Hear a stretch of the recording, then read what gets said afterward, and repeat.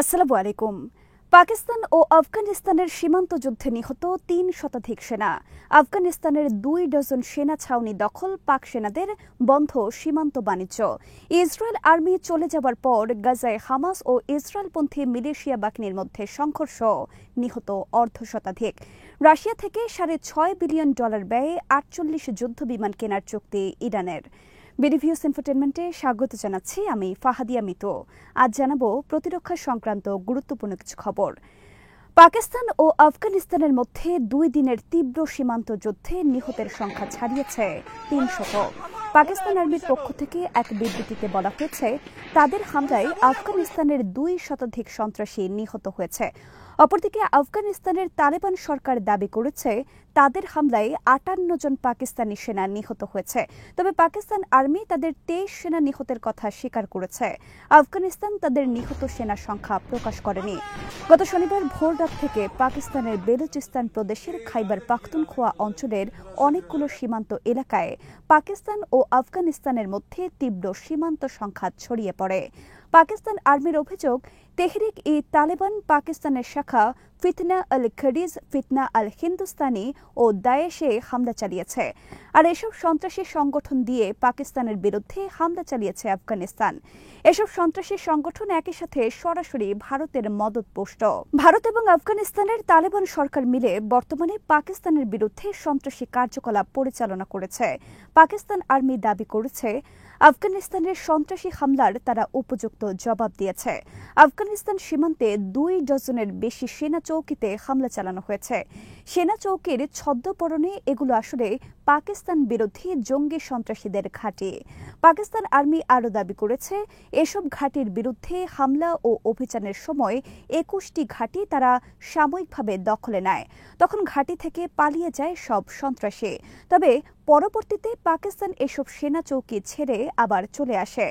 আফগানিস্তান থেকে পাকিস্তান সীমান্তে সন্ত্রাসী হামলার জবাবে পাকিস্তান রোববার থেকে বন্ধ করে দিয়েছে ২ দেশের সমস্ত সীমান্ত যোগাযোগ। ফলে বন্ধ রয়েছে সীমান্ত যোগাযোগ। গত বৃহস্পতিবার আফগানিস্তানের কাবুল এবং পাকতিয়ায় অঞ্চলে হামলা চালায় পাকিস্তান।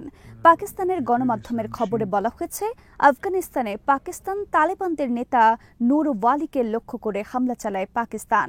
আফগানিস্তানের পক্ষ থেকে বলা হয়েছে, পাকিস্তানে এই হামলার জবাব হিসেবে তারা শনিবার পাকিস্তান সীমান্তে হামলা চালিয়েছে। তাদের হামলা সফল হয়েছে এবং পাকিস্তানের ৫৮ সেনা হত্যার দাবি করেছে তালেবান সরকার। আফগানিস্তান পররাষ্ট্র মন্ত্রণালয়ের পক্ষ থেকে আরও দাবি করা হয়েছে, সৌদি আরব ও কাতারের অনুরোধের কারণে তারা পাকিস্তানের বিরুদ্ধে হামলা বন্ধ করেছে। অপরদিকে ভারত সফররত তালেবান পররাষ্ট্রমন্ত্রী আমির খান মুত্তাকি ভারতের খপ্পরে পড়ে একের পর এক উস্কানিমূলক বক্তব্য দিয়ে চলেছে পাকিস্তানের বিরুদ্ধে। গাজার বিভিন্ন এলাকা থেকে ইসরায়েল আর্মি চলে যাবার পর সেখানে ছড়িয়ে পড়েছে হামাস ও ইসরায়েলপন্থী দুগমুশ মিলিশিয়া বাহিনীর মধ্যে রক্তক্ষয়ী সংঘর্ষ। শনিবার ও রোববারের এই সংঘর্ষে উভয় পক্ষে নিহত হয়েছে কমপক্ষে ৫০ জন। ইসরায়েল আর্মি চলে যাবার পর ইসরায়েলপন্থী সশস্ত্র গোষ্ঠী দুগমুশ গাজায় একদিনে ২৪ জন ফিলিস্তিনি হত্যা করে। হত্যার পর তাদেরকে হামাস হিসেবে আখ্যায়িত করে। এই ঘটনার পর হামাস দুগমুশকে ইসরায়েলের এজেন্ট আখ্যায়িত করে তাদেরও ২ ডজনের বেশি লোকজনকে হত্যা করে। বর্তমানে গাজার যেসব এলাকা থেকে ইসরায়েল আর্মি চলে গেছে সেসব এলাকার অনেক রাস্তায় সশস্ত্র অবস্থায় টহল দিতে দেখা যাচ্ছে হামাস যোদ্ধাদের।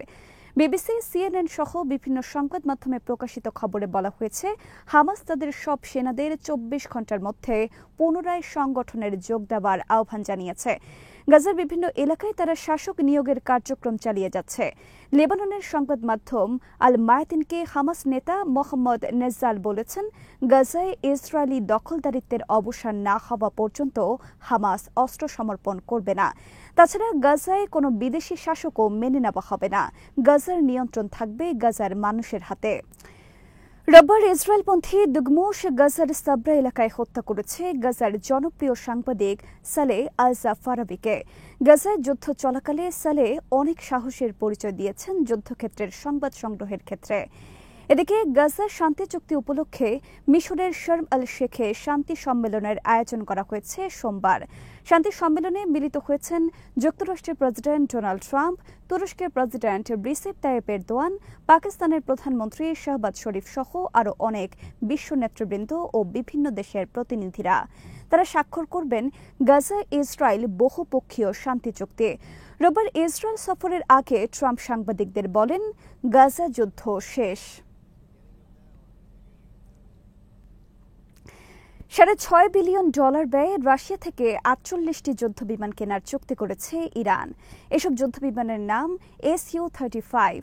এগুলো 4.5 generation multi role fighter jet. 2026 থেকে 2028 সালের মধ্যে এসব বিমান ইরানের কাছে হস্তান্তরের কথা রয়েছে। রাশিয়ার প্রতিরক্ষা বিষয়ক প্রতিষ্ঠান রোস্টেক থেকে লিক হওয়া এক ফাইলে রয়েছে এসব তথ্য। ইউক্রেনের হ্যাকাররা ফাঁস করেছে রোস্টেকের 300 ফাইল। ফাঁস হওয়া ডকুমেন্ট অনুযায়ী Su-35-এ থাকবে উন্নত রাডার, ইলেকট্রনিক ওয়ারফেয়ার সহ শক্তিশালী মিসাইল সিস্টেম। এসব বিমান লাভের ফলে বিমান শক্তিতে অনেক এগিয়ে যাবে ইরান, কারণ বিশ্বের শীর্ষ 10টি শক্তিশালী যুদ্ধ বিমানের একটি রাশিয়ার Su-35। এর ইঞ্জিন সংখ্যা 2টি। এয়ার সুপেরিয়রিটি এই বিমানের গতি শব্দের তুলনায় 2.2 গুণ বেশি বা ম্যাক 2.2। এর রয়েছে air to air, air to surface এবং অ্যান্টিশিপ মিসাইল হামলার ক্ষমতা। রয়েছে স্যাটেলাইট গাইডেড, টিভি গাইডেড এবং লেজার গাইডেড বোমা হামলার সিস্টেম। বিমানটির কম্ব্যাট রেঞ্জ 1600 কিলোমিটার। 12টি হার্ড পয়েন্টে রয়েছে 8000 কেজি ওজনের অস্ত্র বহন ক্ষমতা। এই বিমান লাভের ফলে ইরানের আকাশে আর বাধাহীনভাবে প্রবেশ করতে পারবে না ইসরায়েলের কোনো যুদ্ধ বিমান, কারণ ইরান এই বিমানের সাহায্যে আকাশে শত্রুর যুদ্ধ বিমানের বিরুদ্ধে ডগ ফাইটে লিপ্ত হতে পারবে। এই বিমান ইরানের আকাশ প্রতিরক্ষা ব্যবস্থায় রাতারাতি পরিবর্তন আনতে পারবে। বিমানটির নির্মাতা সুখিও ডিজাইন ব্যুরো। বর্তমানে রাশিয়া, চীন ও আলজেরিয়া ব্যবহার করছে এই বিমান। রাশিয়ার এই যুদ্ধ বিমানের সক্ষমতা ইউক্রেন সহ বিভিন্ন যুদ্ধের ক্ষেত্রে প্রমাণিত, ফলে আরও অনেক দেশ এই বিমান সংগ্রহে আগ্রহী। তবে অর্থনৈতিক সংকটের কারণে রাশিয়া চাহিদা অনুযায়ী নির্মাণ করতে পারছে না এই বিমান। সমর বিশ্লেষকদের মতে রাশিয়ার Su-35 ইরানকে নতুন পাখা দান করবে, কিন্তু কেবল এই যুদ্ধ বিমান ইরানকে ইসরায়েল ও যুক্তরাষ্ট্রের আধুনিক যুদ্ধ বিমানের হামলা থেকে রক্ষা করতে পারবে না। সেজন্য দরকার গ্রাউন্ড বেসড শক্তিশালী এয়ার ডিফেন্স সিস্টেম এবং আরও শক্তিশালী অনেক যুদ্ধ বিমান। ইরান মধ্যপ্রাচ্যে সবচেয়ে শক্তিশালী মিসাইল পাওয়ারের অধিকারী হলেও বিমান শক্তিতে দেশটি খুবই দুর্বল। দীর্ঘকাল ধরে জাতিসংঘ, যুক্তরাষ্ট্র এবং পশ্চিমা বিভিন্ন দেশ ইরানের ওপর নিষেধাজ্ঞা আরোপের ফলে দেশটি বিদেশ থেকে কোনো আধুনিক যুদ্ধবিমান সংগ্রহ করতে পারেনি, নিজেরাও কোনো শক্তিশালী যুদ্ধবিমান নির্মাণ করেনি। একই সাথে তাদের নেই কোনো এয়ার ডিফেন্স সিস্টেম, ফলে দেশটির আকাশ সম্পূর্ণরূপে অরক্ষিত, যে কারণে গত জুন মাসে ইসরায়েল 2 শতাধিক যুদ্ধবিমান নিয়ে ইরানের আকাশ দাপিয়ে বেড়ায় এবং যেখানে খুশি হামলা চালিয়ে আবার নিরাপদে ফিরে আসে।